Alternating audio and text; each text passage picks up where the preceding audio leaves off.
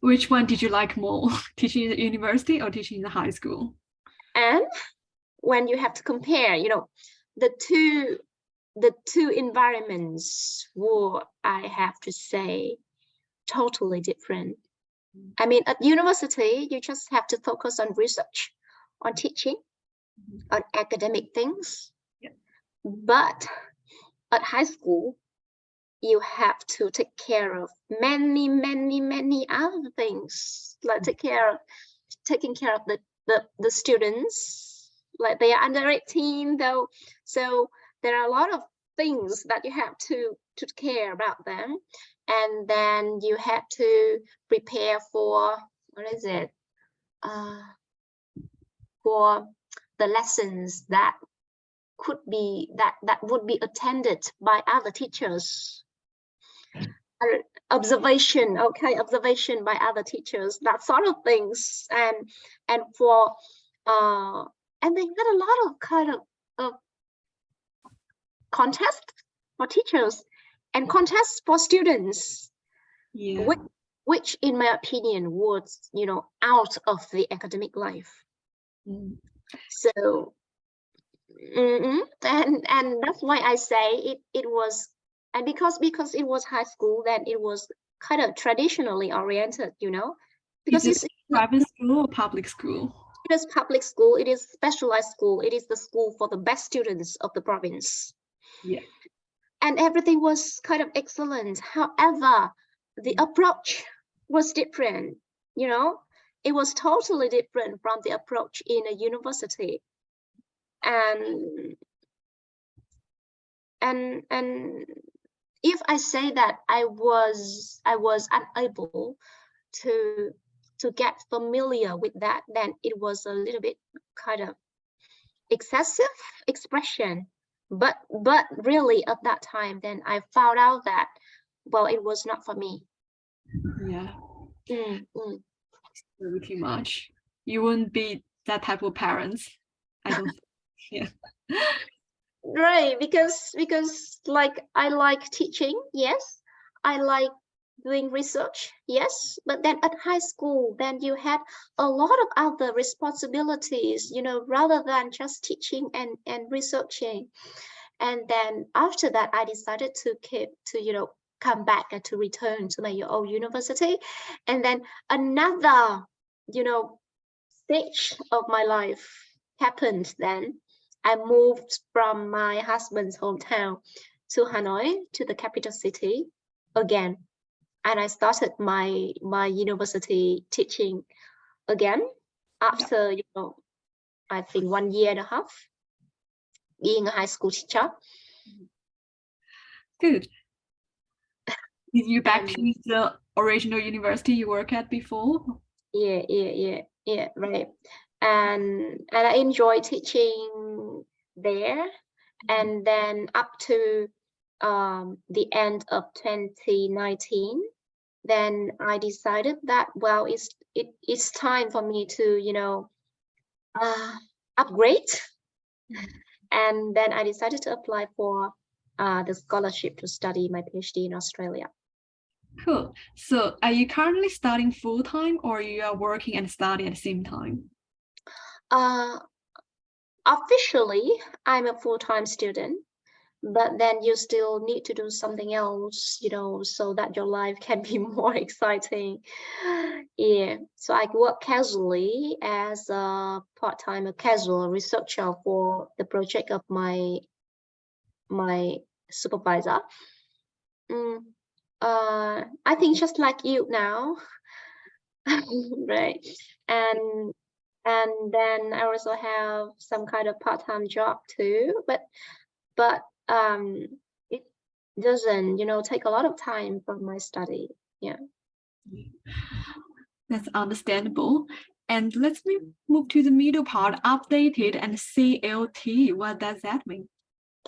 Okay, the teaching career in Vietnam. I think that because as I told you before, in my university, then the teaching style was very updated, very, I have to say, very westernized, and that's why I didn't have any difficulty in getting used to the learning style and teaching style in Australia. So when I came back to my old university, then I became a teacher there myself, a lecturer there myself. Then that's why I think that we have very updated, very modern and quite let's say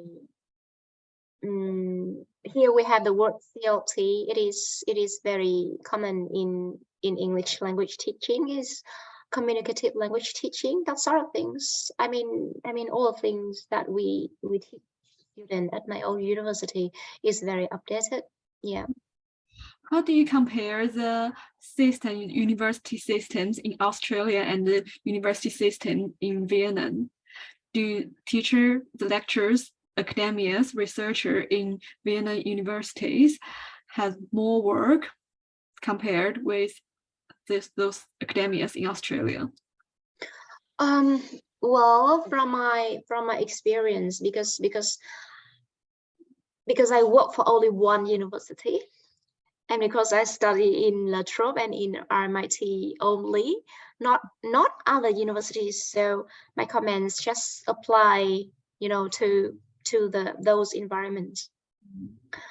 From my experience, then in Vietnam, we lack the facilities and the infrastructure for the lecturers, for the academia to fulfill their kind of job responsibilities. I say in Vietnam, then we teach a lot, but we do not have I don't think we do not have enough support for research. We are made to do research, but we are not provided with sufficient, support to do research. And I think that's the most striking difference between the two. For I'd say facilities, then of course in Vietnam we do not have so modern facilities like in Australia, especially the library. Because in Australia, whenever we want anything, we want any kind of resources, then we ask the library and everything is there for us to download. But in Vietnam, it's not so that available, no. So that's the second thing. What else?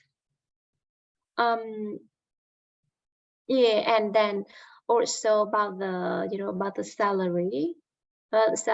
So lecturers in Vietnam do not live on their salary.